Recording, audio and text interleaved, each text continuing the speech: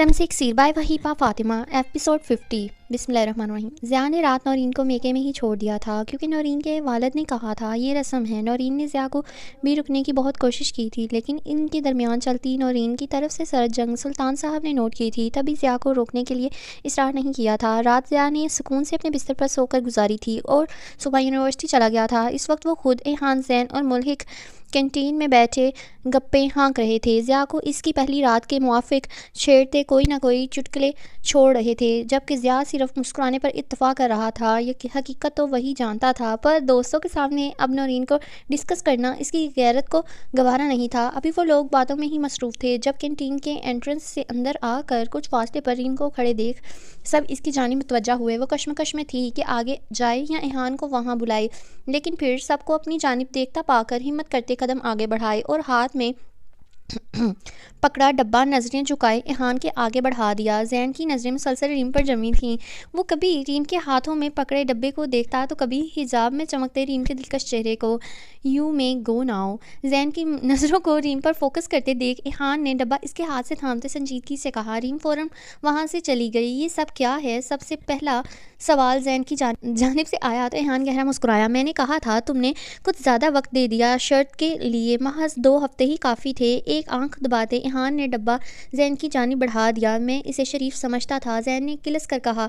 शरीफ सिर्फ वही है यहाँ जिसे मौका ना मिला हो, एहान ने कंधे उचकाते कहा। ज़ैन ने एक नज़र इस डब्बे को देखा और वहाँ से उठ खड़ा हुआ। मुझे ज़रूरी काम है।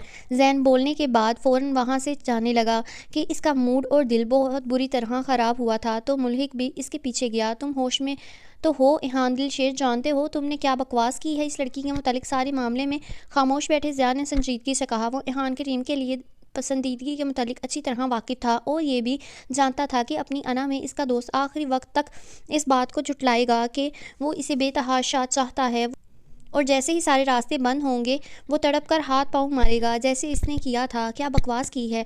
टिफ़िन का डब्बा खोलते एहान ने अनजान बनते पूछा। तुम्हारे और ज़ैन के दरमियान शर्त लगी है रीम को लेकर? वो लम्हे भर में मामले की तह तक पहुंच चुका था। हाँ लगी है। पराठे का एक नवाला तोड़ते एहान ने संजीदगी से कंधे उचकाए तो ज़िया के माथे पर बल पड़े। तुम ऐसा कैसे कर सकते हो एहान? वो तुम्हारी मोहब्बत है, तुम चाहते हो इसे।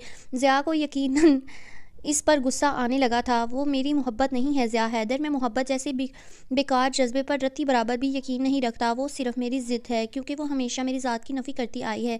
एहान ने डब्बा ज़िया की जानिब खिसकाते दांत पीसते कहा तो ज़िया ने एक नज़र इस पराठे पर डाली तो मुंह में नौरीन के घर खाए पराठे का जायका फैल गया। अचानक मतली होने लगी तो जल्दी से टिफ़िन का डब्बा बंद कर दिया। जैसे तुम्हारा दिल चाहता है वैसे करो, पर याद रखो हर किसी का मुकद्दर एक जैसा नहीं होता। मैंने जो गलती की वो कम से कम तुम मत करो। मुझे इतना कुछ करने के बाद नौरीन मिल गई, ये मेरी खुशनसीबी थी। लाजिम नहीं, तुम्हें भी रीम मिल जाएगी। पहले खुद मामले को बिगाड़ना और फिर इसको सुधारने में जी जान लगा देना। हर बार मामला नहीं सुधरते एहान दिलशेर, और तुम अच्छे से जानते हो वो लड़की बहुत शरीफ और मासूम है। अपना मोबाइल उठाता वो एक नज़र लापरवाही से इधर उधर देखते एहान पर डालकर वहाँ से निकल गया। इसके जाते ही एहान ने ज़ोर से आंखें मींची, फिर सामने रखे टिफ़िन बॉक्स को देखा। मेरी तरफ से भाड़ में जाएं सब। कैंटीन बॉय को पास आने का इशारा किया और टिफ़िन इसके हाथ में दिया। इसमें पराठा है, खा लेना। इस लड़के ने इस बात में सर हिलाते टिफ़िन उठा लिया। एहान भी वहाँ से खड़ा होता अपने डिपार्टमेंट की तरफ बढ़ गया। इसे ये खेल जल्द ख़त्म करना था, सिर्फ चंद दिन। रीम इससे एक बार मोहब्बत का इजहार कर देती, फिर वो इसकी जानिब देखता भी नहीं। इस रात के बाद अगली सुबह रोशन होने की जगह मज़ीद गहरी और स्याह हो गई थी, बल्कि इसकी किस्मत की तरह वो अपने जज्बात की अजियत और ज़मीर के कचोके लगाती आवाज़ को खामोश और तन्हाई की चादर में लपेट कर कहीं कैद कर चुका था। 3 दिनों से इनका ताल्लुक़ एनारा से तकरीबन ख़त्म हो चुका था। जब वो घर में होता तो एनारा कमरे से बाहर तक नहीं निकलती थी, लेकिन ये महज एनारा की सोच थी कि वो बुरहान दिलशेर से छुप चुकी है, क्योंकि रात के खास लम्हात जब एनारा नींद की वादियों में होती थी वो वक्त बुरहान दिलशेर इसे देखते हुए गुजारता था। इस लम्हे बुरहान दिलशेर ऑफिस में था, जबकि वो मुर्दा दिल से एक बैग में अपने कपड़े पैक कर रही थी। तुम अपना सामान क्यों पैक कर रही हो एनारा? फराह जो इसके लिए दूध का गिलास लेकर आई थी इसे सामान बांधते देख परेशानी से गोया हुई। मैं वो बदकिस्मत हूँ फराह पी के जिसका इस घर के अलावा दुनिया में और कोई महफूज ठिकाना नहीं। हाँ, लेकिन जिसकी हैसियत یہاں یہ بنے گی لائن غلط لکھی ہوئی ہے. ہاں لیکن جس کی جو حیثیت ہو اسے اسی مقام پر رہنا چاہیے. ملازمہ ہوں اس گھر میں تو میری جگہ یہاں کے شاندار کمرے میں نہیں بلکہ انیکسی میں ہے. سرد و سپاٹ لہجے میں بولتی وہ فرح کو پہلی بار بڑی شفاف لگی تھی. فرح پھیکا سا مسکرائی. جب کوئی معصوم شخص سنجیدگی کی بات کرتا ہے انارا تو وہ اگلے بندے کے لیے دکھ کا مقام ہوتا ہے. فرح نے بیک وقت اس کے سرونٹ کوارٹر میں شفٹ ہونے کے فیصلے کو سمجھداری کہا تھا. آپ کے برابر میں ایک روم خالی ہے میں وہاں. انارا اداسی سے پوچھنے لگی جس پر فرح مسکرائی. بالکل تم رہ سکتی ہو. میں تمہارا سامان لے کر چلتی ہوں پر برہان سر غصہ کریں گے. فرح نے اپنا خدشہ ظاہر کیا جس پر انارا پھیکا سا مسکرائی. سر سے گرا بال مٹی میں جائے یا گندگی میں فرق نہیں پڑتا. فراپی تعلق ختم ہونے کے بعد اس کی وجہ کو کوسنے والا بے وقوف ہوتا ہے. وہ نہ جانے کیا کہنا چاہتی تھی. فرح کو سمجھ نہیں آئی اسی لیے مزید کوئی بات کیے بغیر وہ انارا کی پیک کردہ تھیلیاں اٹھانے لگی. 1 گھنٹے میں وہ انیکسی کے روم میں اپنا سامان سیٹ کر چکی تھی. دن تیزی سے گزرا. رات ہوئی تو دل الگ طریقے سے تکلیف میں مبتلا ہو گیا. یہ کسی کے دیے اعتماد کا عکاس یہی لکھا ہوا ہے. عکاس کیا لفظ ہوتا ہے اس کا معنی بھی نہیں مجھے پتا. عکاس تھا کہ وہ بہت سمجھدار ہو گئی تھی. اسے اب لوگوں سے ڈر نہیں لگتا تھا نہ پینک اٹیک آتے تھے. تم ٹھیک ہو؟ انیکسی کے سامنے بنی چھوٹی سی راہداری میں کھڑی وہ گھر کے اگلے حصے کی جانب بڑی حسرت سے جھانک رہی تھی جہاں لمحہ بھر پہلے برآن دل شیر کی گاڑی رکی تھی اور وہ نیوی بلو 3 پیس میں فون پر مصروف اجلت بھرے انداز میں اندر کی جانب بڑھ گیا تھا. جی میں ٹھیک ہوں. انارا اپنے پیچھے فرح کو دیکھتی گڑبڑا کر پلٹی پر خجل ہوتی مسکرا کر واپس انیکسی کی طرف بڑھ گئی. رات کے 10 بج گئے ہیں. تم کب سوگی؟ فرح نے شال اپنے گرد لپیٹتے پوچھا. اسے انارا کے لیے برآن دل شیر کی نگاہوں میں لپکتے جذبات سے کہیں نہ کہیں پختہ یقین ہو گیا تھا کہ انارا ہی اس کے مستقبل میں مالکن بنے گی. وہ عقل مند تھی. پہلے سے اپنی مالکن سے بے تکلفی اور گہرا تعلق قائم کرنا چاہتی تھی. نیند نہیں آ رہی. کمرے میں گھٹن ہو رہی تھی اسی لیے باہر آ گئی پر اب کھڑے کھڑے ٹانگیں بھی دکھنے لگی ہیں. انارا افسوس بھرے لہجے میں بولی تو فرح اندر چلی گئی. پھر کچھ لمحے بعد انیکسی سے چارپائی نکال کر لائی. انارا اور فرح چارپائی پر بیٹھ گئے. فرح اس کا دھیان بٹانے کے لیے ادھر ادھر کی باتیں کرنے لگی. دیکھتے دیکھتے 2 گھنٹے مزید گزر گئے. انارا میں اندر جا رہی ہوں. صبح میرا بیٹا اسکول جائے گا. تم چاہو تو کھلی ہوا میں بیٹھ جاؤ. یہاں تمہیں کسی سے ڈرنے کی ضرورت نہیں ہے. فرح نے جمائی روکتے کہا تو انارا مسکرا کر اس بات میں سر ہلا گئی. فرح کے جانے کے بعد چارپائی پر نیم دراز ہو کر کھلے آسمان کو دیکھنے لگی. پہلے وہ قید میں تھی آزادی چاہتی تھی. اب اس کا دل قید تھا اور بے بسی کا یہ عالم تھا کہ وہ اس قید سے آزادی کے ڈر سے پھڑپڑا رہی تھی. وہ قید رہنا چاہتی تھی اس محبت میں تاحیات. یوں بھی سچ تھا کہ پہلی محبت تاحیات ذہن پر نقش رہتی ہے. اور کتنی دیر گزری کہ تارے گنتے گنتے جب خود پر نظروں کا گمان ہوا تو فوراً اٹھ بیٹھی. پہلی نظر راہداری کی طرف گئی کہ شاید برآن دل شیر اسے نہ پا کر آیا ہو پر وہاں راہداری خالی تھی. اسے خود پر ہنسی آئی. جس کی منتظر تھی اسے تو معلوم بھی نہیں ہوگا کہ وہ انیکسی شفٹ ہو چکی ہے. وہ اپنی ہی سوچوں میں گم تھی جب خود پر دوبارہ نظروں کا گمان ہوا اور چاروں طرف نظر گھمائی تو کچھ دور فاصلے میں انیکسی کے چھٹے کمرے کے باہر کسی کو اندھیرے میں کھڑا دیکھا. انارا کا وجود پل میں ٹھنڈا پڑنے لگا. وہ بھاگنا چاہتی تھی پر ایسے معاملات میں عین وقت پر اس کی قوت جسامت جیسے خودکشی کر لیتی تھی. وہ اسی جانب یک ٹک دیکھ رہی تھی جب وہ شخص انارا کی طرف بڑھنے لگا. انارا کے ہاتھوں میں لرزش طاری ہونے لگی اور زبان کو جیسے لکوہ مار گیا کہ کچھ نہیں تو فرح کو ہی پکار لے. جب وہ اندھیرے میں چھپا شخص روشنی میں واضح ہوتے انارا کے سامنے آیا تو انارا کے اعصاب یکدم نارمل ہونے لگے. وہ انارا نہیں تھی. وہ آباد تھا. وہ آباد تھا برآن کا پرسنل گارڈ. انارا نے اکثر اسے برآن کی گاڑی بھی صاف کرتے دیکھا تھا. تم؟ انارا چارپائی سے کھڑی ہوتی پریشانی سے بولی. وہ لڑکا کم عمر اور انارا کی عمر کا ہی تھا. سر پر سفید ٹوپی تھی اور نظریں کچھ نیچے. یہی وجہ تھی کہ انارا کا خوف دور ہونے میں زیادہ دیر نہیں لگی. میں چہل قدمی کرنے کے لیے باہر نکلا تھا. وہ نرمی سے بولا تو انارا اسے مشکوک نظروں سے گھورنے لگی. اتنی رات کو؟ انارا کو تعجب ہوا تھا. مجھے کمرے میں گھٹن محسوس ہو رہی تھی. آج میری امی کی برسی تھی. خالی پن کا احساس بڑھ گیا تو سوچا کھلی فضا میں چہل قدمی کر لوں. مسکرا کر کہتا وہ لڑکا انارا کو واقعی مایوس اور اداس لگا. آپ اتنی رات کو انیکسی میں کیسے؟ آپ اب کہ وہ لڑکا پوچھ رہا تھا. مجھے بھی امی کی یاد آ رہی تھی. جھوٹی برآن کی یاد آئی تھی تمہیں؟ اور کمرے میں گھٹن ہو رہی تھی اس لیے باہر آ گئی. انارا کے جواب پر وہ لڑکا مدھم مسکرایا. اس بات میں سر ہلانے لگا. چلیں پھر ساتھ چہل قدمی کر لیتی ہیں. دکھ بٹ جائے گا اگر آپ کو مسئلہ نہ ہو تو. انارا جو اب اندر جانے کا سوچ رہی تھی عجیب کشمکش میں مبتلا ہو گئی. وہ اس لڑکے سے بھی خوفزدہ تھی، اگرچہ وہ شریف ہی صحیح، پھر اس کے غم کا احساس کرتی وہ انکار نہ کر سکی۔ ویسے بھی اطمینان تو اس ظالم کا تھا کہ اللہ نے اس کی حفاظت جس کی ذمہ ڈال دی تھی، یعنی برہان دل شیر کے، اس کے ہوتے ہوئے اسی کے گھر میں اس کے ساتھ کچھ غلط نہیں ہو سکتا تھا۔ وہ آباد سے فاصلے پر ہوتی اس کے ساتھ پیلی روشنی میں زمین کو دیکھنے لگی، گو کہ زمین کی گہرائی ناپتی چلنے لگی۔ نہیں، میں نے لائن غلط پڑھی، میں کہا چلو میں اس کو سیٹ سوٹ کر ہی دیتی ہوں، لیکن غلط ہوگی۔ وہ آباد سے فاصلے پر ہوتی اس کے ساتھ پیلی روشنی میں زمین کو دیکھتی زمین کی گہرائی ناپتی چلی گئی۔ کندھے پر دوپٹہ پھیلائے، بالوں کو چٹیا میں قید کیے وہ کافی حد تک نارمل ایکٹ کر رہی تھی۔ یہ بات اس کی خود کے لیے باعث خوشی تھی۔ آباد اسے اپنے بچپن کی شرارتیں اور ماں کے قصے بتا رہا تھا جس پر وہ دھیمے سے مسکرا رہی تھی۔ پھر اسی طرح 2-3 چکر لگانے کے بعد آباد نے بات کرتے کرتے ایک نظر انارا کو دیکھا۔ وہ پہلے بھی انارا کو کافی دفعہ دیکھ چکا تھا، پر وہ تب اتنی حسین نہیں لگی تھی جتنا اس لمحے لگ رہی تھی۔ پیلی روشنی میں نظر آتا اس کا حسین چہرہ، جھکی پلکیں اور مسکراتے لب، سب کچھ سحر انگیز تھا کہ وہ قدم روک کر اسے دیکھنے لگا۔ آباد کو چپ ہوتا دیکھ انارا نے رک کر اس کی جانب دیکھا اور اسے خود کو محویت سے تکتا دیکھ سارا اطمینان بھگ سے اڑ گیا، جبکہ راہداری کے پاس کھڑے شخص کا ضبط یہاں جواب دے گیا تھا۔ وہ شدت سے رات کے 1 بجے کا انتظار کر رہا تھا۔ آج کا دن پہلے سے زیادہ بوجھل تھا۔ انارا کو ناراض کرنے کے بعد اس کا خود کو بے چین سکون برباد ہو گیا تھا۔ ادھر آنا تھا خود بھی، انہوں نے لکھا ہی ہوا ہے کہ خود بھی چین اور سکون برباد ہو گیا تھا۔ اذیت ختم ہونے کی جگہ مزید بڑھ گئی تھی۔ اسے ناراض کر کے اسے اتنی تکلیف ہوگی برہان کو اندازہ بھی نہیں تھا کہ وہ روح تک تڑپ اٹھے گا۔ رات کے 1 بجے ہی روز کی طرح وہ انارا کے کمرے کے آگے کھڑا تھا۔ گہرا سانس پڑتے کمرے کا دروازہ کھول کر اندر داخل ہوا تو اندر شدید حبس محسوس کرتے چھٹکا۔ کمرے کے پنکھے لائٹس کھولے پر خالی کمرے کو دیکھ ماتھے پر بل پڑے۔ باتھ روم کا دروازہ بھی کھلا تھا اور اندر کی لائٹس آف تھیں، یعنی وہ باتھ روم میں نہیں تھی۔ پھر ڈریسنگ روم چیک کیا، انارا وہاں بھی نہیں تھی۔ کہاں گئی یہ لڑکی؟ پریشانی سے بڑبڑاتے برہان باہر نکلا۔ کچن، ڈائننگ ایریا، باقی کا مکمل گھر چھاننے کے بعد اسے فرح کا خیال آیا۔ یہ خیال آتے ہی کہ وہ اتنی رات انیکسی میں فرح کے گھر ہے، برہان دل شیر کا خون کھول گیا۔ فرح کے گھر، اس کا شوہر دیور، نہ جانے اور کون ہو سکتا تھا، اور وہ بے وقوف لڑکی منہ اٹھا کر وہاں چلی گئی تھی۔ پیشوا غصے سے تن فن کرتا وہ باہر نکل کر راہداری کراس کرنے ہی لگا تھا کہ سامنے کا منظر دیکھ کر یک دم ساکت ہو گیا۔ جسم میں غصے سے شرارے پھوٹنے لگے، رگوں میں خون کی جگہ جیسے بھڑکتا لاوا گردش کرنے لگا۔ وہ لڑکی خود جو مرد ذات سے ڈرتی تھی، اس قدر خوفزدہ ہو جاتی تھی۔ وہ رات کی اس پہر ایک نوجوان لڑکے کے ساتھ چہل قدمی کر رہی تھی، اتنی دور سے بھی پیلی روشنی میں چمکتا انارا کا چہرہ اس پر واضح تھا۔ غصے سے ہاتھ میں بندھی گھڑی دیکھی، رات کے 1 بجے وہ کسی انجان لڑکے کے ساتھ تھی۔ یہ سوچ ہی برہان کا دماغ سن کرنے لگی تھی۔ جب مزید برداشت نہ ہوا تو وہ غصے سے لمبے ڈھک بھرتا اس کے قریب پہنچا۔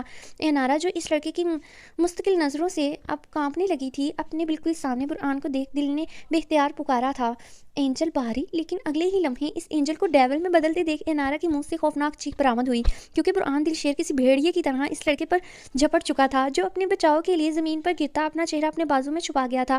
برہان چھوڑے اسے! ہڑبڑا کر ہوش میں آتی وہ برہان کے مضبوط بازو کو تھام گئی۔ جب برہان نے جھٹکے سے اسے بازو سے کھینچتے اپنے سامنے کیا، چونٹی اپنے پر نکال کر بہت خوش ہوتی ہے، لیکن جانتی ہو وہ بے وقوف ہوتی ہے، کیونکہ جب اس کے پر نکلتے ہیں تو وہ موت کے قریب ہوتی ہے۔ تمہارا بھی وہی حال ہے، بہت پر نکل آئے ہیں تمہارے، کاٹ کر پھینک دوں گا ادھر ہی! غصے سے گرجاتی اس نے انارا کو کہا۔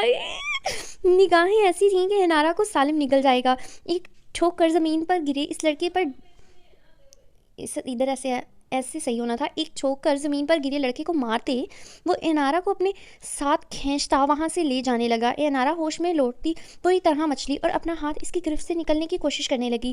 چھوڑے برہان، میرا بازو، مجھے درد ہو رہا ہے! وہ آنکھیں زور سے میچتے اپنے دانش میں اس پر چلائی تھی، جسے برہان سیدھے سے نظر انداز کر گیا تھا۔ انارا کو کمرے میں لا کر زور سے بیڈ پر پٹک دیا کہ وہ اوندھے منہ بیڈ پر گری۔ رات کے 1 بجے کسی انجان آدمی کے ساتھ وہاں کیا کر رہی تھی تم؟ وہ بولا نہیں تھا بلکہ دہاڑا تھا۔ کیوں بتاؤں کیا کر رہی تھی؟ نہیں بتاؤں گی! میں ایک دم سیدھی ہوتی وہ نم آنکھوں سے بولی تھی۔ بتاؤ گی تو تم ضرور انارا، میرے غصے کے بڑھنے سے پہلے بتاؤ تو شاید۔ ابھی برہان بول ہی رہا تھا جب انارا اس کی بات کاٹتے چیخی۔ میں نے اس دن پوچھا تھا کہ آپ سے کچھ نہیں میں نے اس دن پوچھا تھا کیا آپ سے کچھ کہ رات کو وہ لڑکی آپ کے کمرے میں آپ کے بستر پر کیا کر رہی تھی. برداشت جواب دے گئی ہی. یہی وجہ تھی کہ وہ پھٹ پڑی تھی. آنکھوں سے آنسو بہہ رہے تھے. برہان کے مقابل آج وہ ڈٹ کر کھڑی ہوئی تھی. وہ آخر کس حیثیت سے اس سے یہ سوال پوچھ رہی تھی. بتائیں مجھے آپ ہوتے کون ہیں یہ پوچھنے والے؟ آپ کس حیثیت سے پوچھ رہے ہیں مجھ سے؟ اور آپ نے اسے کیوں مارا؟ وہ مجھ سے بدتمیزی نہیں کر رہا تھا. میں اس کے ساتھ اپنی مرضی سے کھڑی تھی. میں جس لڑکے کے ساتھ کھڑی ہوں گی اسے ماریں گے آپ کیا؟ وہ آنسو کے درمیان بولی تھی. ضبط کے باوجود آنسو مسلسل بہہ رہے تھے. تمہیں اپنی زندگی میں میری حیثیت کا اندازہ ابھی ہے ہی نہیں اینارا بیبی. اینڈ ٹرسٹ می ابھی آج تو صرف مارا ہے. تمہارے آس پاس بھی کوئی بھٹکا تو اسے زندہ جلا دوں گا. ڈریسنگ ٹیبل پر موجود چیزیں نیچے گراتے وہ پھنکارا تھا. کیوں ماریں گے کسی کو؟ میں نے مارا تھا کیا اس لڑکی کو جو آپ کے بستر پر آئی تھی؟ ابھی انارا کی بات مکمل بھی نہ ہوئی تھی کہ برہان نے ایک بار پھر چٹکی سے جھٹکے سے انارا کے دونوں بازو اپنے مضبوط گرفت میں جکڑے اور پھر لال انگارا چہرہ لیے گرا کر کہا. تم مارتی نا، بالوں سے گھسیٹ کر نکال دیتی اسے میرے کمرے سے باہر، کھینچ لیتی اسے میرے بستر سے. کس نے روکا تھا؟ برہان کی گراہٹ پر انارا کا وجود ساکت ہوا تھا. وہ کیا بول رہا تھا؟ وہ تو اس کی گرل فرینڈ تھی. کیا وہ اسے اپنے وجود پر اپنے کمرے پر اختیار دے رہا تھا؟ اس وقت تو روتے ہوئے کمرے سے چلی گئی تھی نا، باہر ان معصوم پھولوں کو نوچ رہی تھی، خود کو زخمی کر رہی تھی تو اس لڑکی کو نوچتی، برہان دل شیر کو زخمی کر دیتی، اپنا حق جتاتی، جو مرضی آتا کرتی. تب تو بزدلوں کی طرح منہ چھپا کر خود کو اذیت دے رہی تھی. اب کون ہوتی ہو مجھ سے سوال کرنے والی؟ انارا کو جھٹکے سے چھوڑتا. وہ افسوس سے بولتا انارا کو ساکت کر گیا. ہاں وہ ایسا کر سکتی تھی پر اس نے نہیں کہا تھا. آخر کیوں؟ میرے پاس کوئی اختیار نہیں تھا. وہ روتے ہوئے دبی آواز میں بولتی بیڈ پر ڈہ سی گئی، چہرہ ہاتھوں میں گرائے پھوٹ پھوٹ کر رونے لگی. تمہیں برہان دل شیر کی سانس پر بھی اختیار ہے پنک ریبٹ. اگر چلتی ہوئی پسند نہ آئے تو بند کر دو. اوکے. انارا کے مقابل گھٹنے کے بل بیٹھتا برہان دل شیر سرگوشی کرتے بولا تو انارا بھیگا ہوا چہرہ اٹھا کر اسے دیکھنے لگی. اینجل باری مجھ سے نکاح کر لیں. وہ بہت مان سے بولی تھی کہ برہان دل شیر اپنی جگہ پر پتھر ہو گیا تھا. محبت میں انسان سفاک و بے حس ہو جاتا ہے. اس لمحے ایسا ہی کچھ برہان کے ساتھ ہو رہا تھا. اگر وہ انکار کرتا تو اسے انارا برداشت کر پاتی یا نہیں، پر برہان دل شیر برداشت نہیں کر پاتا. وہ آج اپنی جان گنوا دیتا. یہی وجہ تھی کہ وہ خود سے ہارتے سر چکا گیا. وہ ہار گیا تھا خود سے لڑتے لڑتے اپنی ہی بے پناہ محبت سے. میرے نکاح میں آ گئی تو کبھی اپنی قید سے آزاد نہیں کروں گا انارا. تمہیں تمہارے لاکھ چاہنے کے باوجود اور میری اس قید میں شاید تم سانس تک نہ لے پاؤ. وہ اس سے ڈرا رہا تھا. انارا کو باز رکھنے کی چھوٹی سی کوشش کی تھی. اگر ابھی آزادی چاہوں تو مجھے آزاد کر دیں گے کیا؟ جانے دیں گے یہاں سے؟ سوال نہیں جواب تھا، ایک تیکھا کرارا جواب جو برہان دل شیر کو لاجواب کر گیا تھا کہ واقعی وہ اسے کسی صورت آزاد نہیں کر سکتا تھا. تبھی خاموشی سے سر جھکا گیا. تیار ہو جاؤ، نکاح ہوگا کچھ دیر میں. برہان کھڑا ہوتا سنجیدگی سے بولا. اس وقت انارا جو اسے اٹھتا دیکھ مایوس ہوئی تھی، برہان کی بات پر شدید جھٹکا لگا. اسی وقت ایک لمحے کی تاخیر برداشت نہیں ہوگی. برہان نے مختصر جواب دیا. مولوی کہاں سے آئے گا اور گواہ؟ وہ واقعی پریشان ہوئی تھی. وہ سب تمہارا سر درد نہیں ہے. تیار ہو جاؤ کہتے ساتھ برہان اپنی پاکٹ سے اپنا فون نکالتا بغیر اس کی جانب دیکھے کمرے سے نکل گیا. جبکہ انارا سخت و جامد بیٹھی رہ گئی. وہ یوں ہی سن بیٹھی تھی جب تقریباً آدھے گھنٹے بعد برہان واپس کمرے میں آیا. تم ابھی تک تیار نہیں ہوئی؟ برہان نے سنجیدگی سے پوچھا تو انارا فوراً کھڑی ہوئی. کیسے تیار ہونا ہے؟ اپنے کپڑوں کو دیکھتی وہ پریشانی سے گویا ہوئی. برہان دھیما سا مسکراتے اس کے مقابل آیا اور بیڈ پر پڑا دوپٹہ جس کا اب تک انارا کو ہوش تک نہیں تھا اٹھا کر اس کے سر پر پھیلا دیا. انارا کے گال سرخ ہوتے تپنے لگے تھے. مینٹلی تیار ہو جاؤ، میرے کہنے کا مقصد یہ تھا.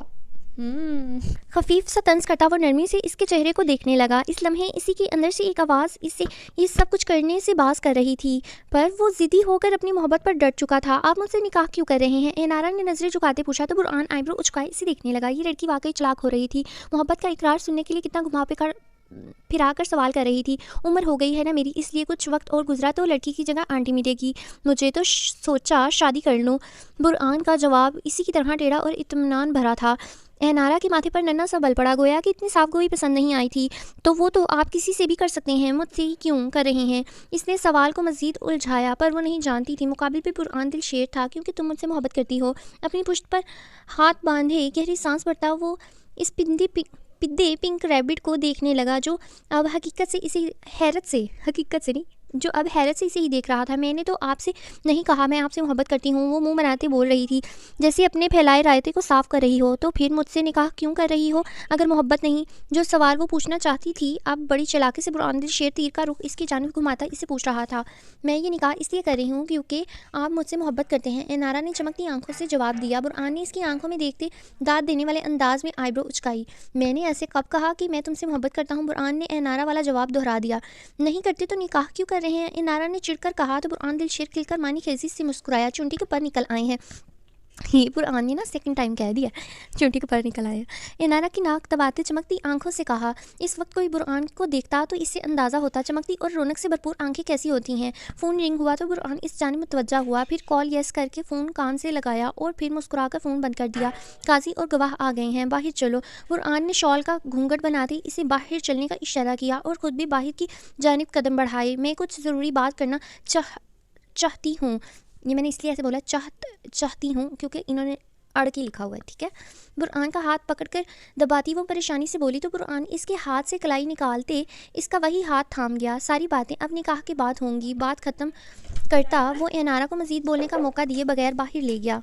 दिन तेज़ी से गुजरे थे। इस दिन के बाद से वो कमरे में कैद होकर रह गई थी। 2 मुलाजमाएँ इसकी निगरानी के लिए रखी गई थीं। दिन में महमल इसके पास कमरे में आ जाती, रात भी वो इन्हीं के कमरे में सोती। तो इसके सोने के बाद ज़ावियार इसे इसके कमरे में छोड़ आता। एक कमरे में एक बिस्तर पर होने के बावजूद वो जैसे मीलों की मुसाफत पर दूर खड़े एक दूसरे के नज़दीक नहीं थे। ज़ावियार की धौंस और रोब इस पर यूं ही बरकरार था, लेकिन अब बस शर्मिश खामोश हो चुकी थी। इस वक्त भी वो बेड पर बैठी चेहरा घुटनों पर टिकाए हुए यकटुक दीवार को खाली नज़रों से देख रही थी। एक आंसू बहुत खामोशी से चिलमन से निकल कर नाक की सीधी लकीर पर आ ठहरा। ये कौन सी लकीर होती है? नाक की सीधी लकीर पर आ ठहरा। मुझे भी नहीं समझ आ रही, कहीं कहीं ना वाकई समझ नहीं आती। हाँ वो ठीक नहीं थक हाँ वो मैं फ़्लो में थी ना, पीछे अपनी डिस्कशन जारी की थी मैंने, तो इसलिए वो मैंने उर्दू वाला फ़्लो ख़राब हो गया। हाँ वो थक गई थी बचपन से अपने हालात से भाग कर। आखिर कब तक भागती? अब तो हर एहसास से खून रसने लगा था। हाँ वो अपनी इस ज़िंदगी से भी थक चुकी थी। तेरी माँ तवाइफ थी, मर्दों के आगे अपना जिस्म पेश करती थी, तू भी वही है। ये अल्फाज इसकी सौतेली माँ के थे। तवाइफ की बेटी पता नहीं मेरी औलाद है भी या नहीं, ये इसके बाप के अल्फाज थे। वो आंखें मीच गई। जब वो नौकरी करने बाहर जाती थी तो सब इसके रबो लहजे को मर्दाना कहते थे। वो गाली गलोच करती थी, मर्दों के दरमियान काम करते वो वैसी ही ज़ुबान इस्तेमाल करती थी। एक बार मोहल्ले में किसी ने इसे तवाइफ की बेटी कहा था। जवाब में इसने ढेरों गालियाँ दी थीं, जिसके बदले वो माशरे में बदनाम हो गई थी। मोहल्ले के लड़के इसके हुस्न से मुतासिर होकर इससे शादी करना चाहते थे, पर इनके घर वालों की नज़र में वो तेज़ तर्रार एक ख़राब लड़की थी। लेकिन क्या कोई जानता था वो ऐसी क्यों हुई थी? एक नाजुक 16 साला लड़की इस कदर गलीज़ ज़ुबान क्यों इस्तेमाल करने लगी थी? जब वो पहली बार गारमेंट्स फैक्ट्री पर नौकरी पर गई थी तो इसके ठेकेदार ने इसे कम उम्र और मासूम देखते काम सिखाने के बहाने कमर से पकड़ लिया था। वो छोटी थी, डर गई थी, इसलिए रोते वहाँ से भाग आई थी। शुबाना इसकी सौतेली माँ थी, पर थी तो माँ। वो उम्मीद करती थी वो इसे गले लगाएगी, लेकिन शुबाना ने इसे ज़ोरदार थप्पड़ मारा था और गाली देते कहा था कि यही गाली वो इस ठेकेदार को देती और ऐसे ही थप्पड़ मारती। अगले दिन फिर ज़बरदस्ती इसे इसी जगह काम पर भेजा और न जाने ठेकेदार से क्या बात की कि इसने मज़ीद तनख्वाह बढ़ा दी और नज़रों से इसे नोचने लगा। जब वही फैक्ट्री में इसकी एक औरत से दोस्ती हुई और वो इसे दूसरे काम दिखाने के बहाने अपने घर ले गई। इसके घर में वो ज़्यादती का शिकार होती अगर बर वक्त वहाँ से ना भागती तो। अब इसके पास कोई काम नहीं था। वो सारा दिन सड़कों पर घूमती और शाम घर आकर कहती छुट्टी हो गई, पर भूल गई थी कि माह के एंड में शुबाना को तनख्वाह भी देनी थी। इसे वो दिन याद था जब 30 दिन पूरे होने के बाद शुबाना इसके काम की जगह गई, पर वहाँ शुबाना को मालूम हुआ वो तो महीने भर से नौकरी पर नहीं आ रही। तब शुबाना ने इससे तनख्वाह मांगी और फिर पैसे ना मिलने पर बहुत मारा और अगले दिन ज़बरदस्ती इसी कारखाने में बिठा आई। वहाँ 2 साल नौकरी के बाद इसने बड़ी कंपनी में काम शुरू किया। तो वो खुश थी कि वो बहुत बड़ी कंपनी थी, वहाँ हफाजती इक़दाम मुकम्मल होंगे। लेकिन फिर बाद में एहसास हुआ कि जब दरिया से समंदर में जाया जाए तो वहाँ मछलियाँ और मगरमच्छ भी बढ़ जाते हैं। कितने ही हाथों ने इसने ہاتھوں نے اسے چھونے کی تمنا کی، کتنی نظروں نے اسے نوچا، کتنی زبانوں نے اسے غلیظ القابات سے نوازا۔ اسے نفرت ہو گئی تھی اپنی گوری چمڑی سے، شدید نفرت، پھر وہ بھی اس جیسی ہوتی گئی، گالی گلوچ، بری زبان، مار کٹائی اس کی زبان کا خاصا بن گئی۔ نہ شبانہ کی ہمت ہوئی کہ اس پر ہاتھ اٹھائے اور نہ کسی اور کی۔ کب سے بند چلتی آنکھیں کھولی تو احساس ہوا گھٹنا آنسوں سے بھیگ چکا تھا، آنکھیں بوجھل ہونے لگی تھیں۔ وہ آنکھیں واپس مون گئی۔ وہ سڑک پر بڑی بڑی گاڑیوں کو دیکھتی تھی تو حسرت ہوتی تھی کہ کاش وہ کبھی ان گاڑیوں میں بیٹھ سکے۔ پھر اس نے اپنی ساری دعائیں ختم کر کے ایک دعا باندھ لی تھی کہ اسے اللہ سے ایک امیر حلال کمائی کا محبت کرنے والا دلہا چاہیے تھا جو اس کی زندگی بدل دے، اسے دنیا کی نظروں سے بچا لے، اسے چھپا لے، اسے کبھی کام نہ کرنا پڑے، مردوں کے درمیان نہ رہنا پڑے۔ اور اسے اپنی انہی دعاؤں پر اتنا یقین ہو گیا کہ اگر کوئی لڑکا اس کی جانب پیشکش بھی کرتا تو وہ قبول نہ کرتی۔ وہ اپنے ذہن میں اپنے لیے